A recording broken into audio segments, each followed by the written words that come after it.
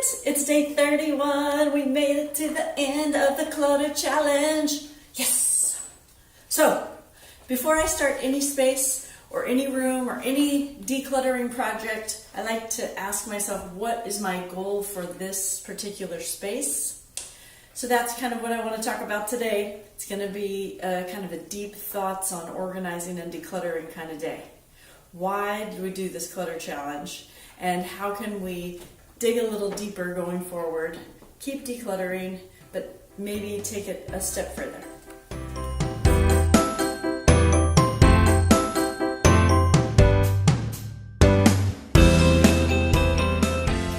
The only things you're going to need today, I think, is a Sharpie and a piece of paper or kind of a note card or something like that. Not a lot we're going to need today. Besides, you know what you need by now, right? You're an expert at this decluttering business. All right. So like I said, before I start working on a space, I like to think about my goal for the space. So I keep picking up the wrong thing. Okay. So think about an area of your house. Maybe if there's a specific area that we didn't get to in this clutter challenge and you would really like to get there, please comment on this video or send me a note. I'm easy to find on the internet. So that I can make another video. Okay, that's fine. But think about today, if there's a space that's still left that still doesn't feel quite right, even though you've decluttered it, pretty much, it still feels not the way you want it to feel. And I want you to go there. Think about that for a second. Where would that be? If you can't decide, I'm going to choose for you, your master bedroom. That's what I do with clients when they call and they don't know where to start because their whole house is a disaster. We start in the master bedroom because it's great to have that sanctuary to get to. Even if you have to start in the master bathroom, at least you get that cleared out so you can close the door and breathe and everything is fine and there's space for you to think. Hopefully you do your whole bedroom though, because it's nice to have a bed to lie on to think. Am I right? All right. So get to that space. I'm here. It's my master bedroom behind this door. But before I go in, I'm going to write down my goal for this space. How do I want to feel? How do you want to feel when you go in that room or when you come to that area? Maybe it's your desk. Maybe it's your dining room table. Maybe it's your launch pad, landing pad, entryway. Anywhere in your house where you still doesn't feel quite right. That's where we're going to go today. That's where I want you to be right now. So what do you want from that space? What do you want to feel like when you're in there? What do you want to accomplish in there? I'm going to write some things for the bedroom.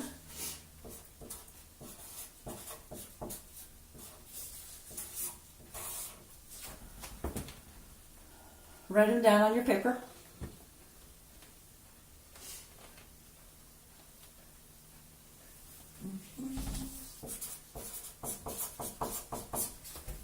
Okay, show you what I got.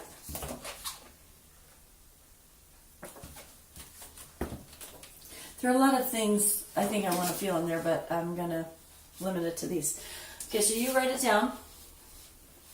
Just like 2 to 4 feelings or 2 goals for the space. If you want to declutter everything, that's one goal. Just get rid of everything that doesn't belong, that's one goal. And the second goal, something else. I'm not going to tell you what your goals are, okay? All right, now let's go in.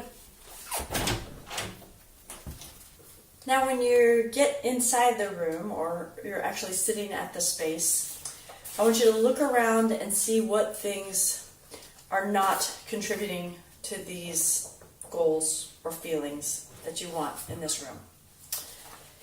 If you're in your bedroom, I'm guessing that you put something about relaxing or resting or something peaceful.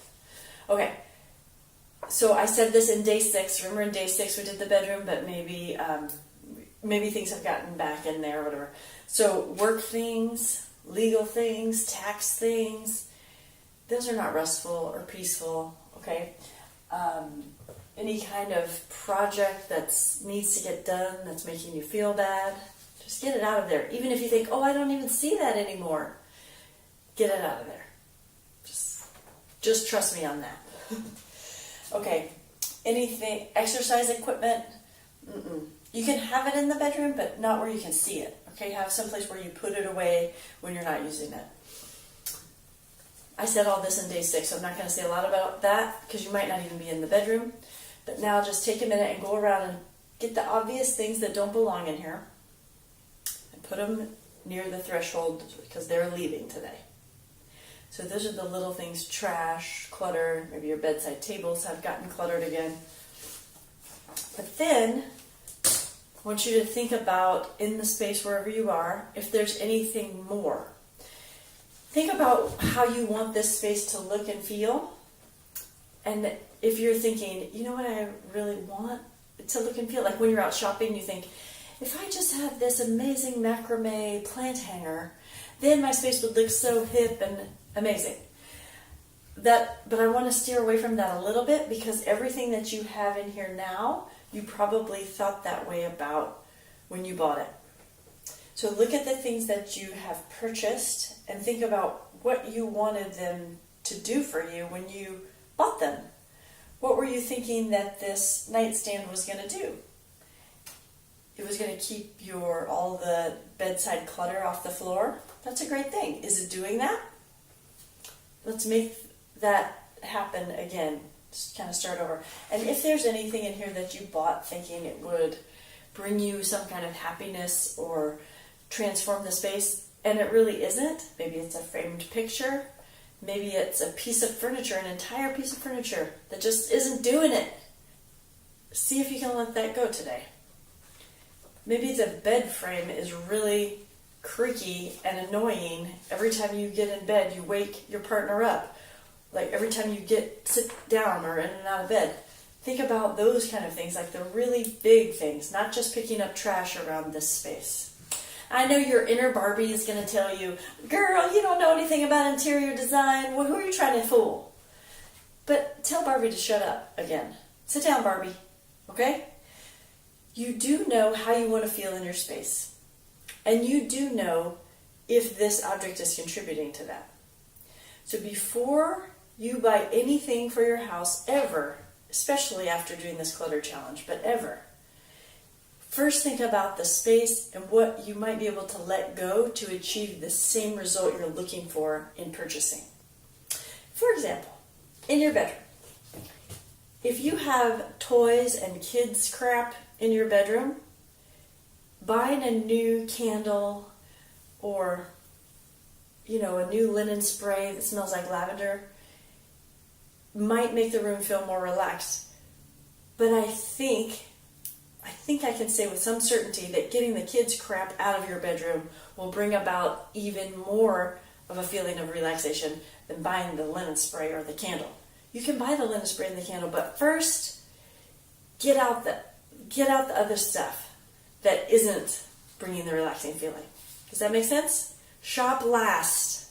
Always shop last.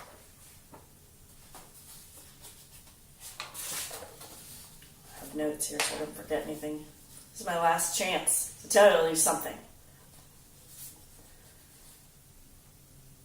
All right. I think that's it. I think I covered it. All of this, getting rid of clutter, means a lot to me because I really think it can make a huge difference in people's lives. I've seen it happen. I've helped hundreds of people. My company has helped hundreds of people. And they're just so happy when we leave with all of their crap that they didn't need anymore, that they bought thinking they needed it. Or they let it in their house thinking this was going to do it. This is going to make me feel better. It doesn't. Just let it go. Great job on the Clutter Challenge. Please, yes, subscribe to the YouTube channel, but even more, subscribe to our newsletter. There's a link right here, because then you can find out about things other than videos that we're doing, because we do a lot of awesome stuff at Get Organized already. Thank you so much. Great job. Don't forget to subscribe to this YouTube channel. You can also join our private Facebook group, especially set up for the Clutter Challenge. Look in the description of this video for links and more details.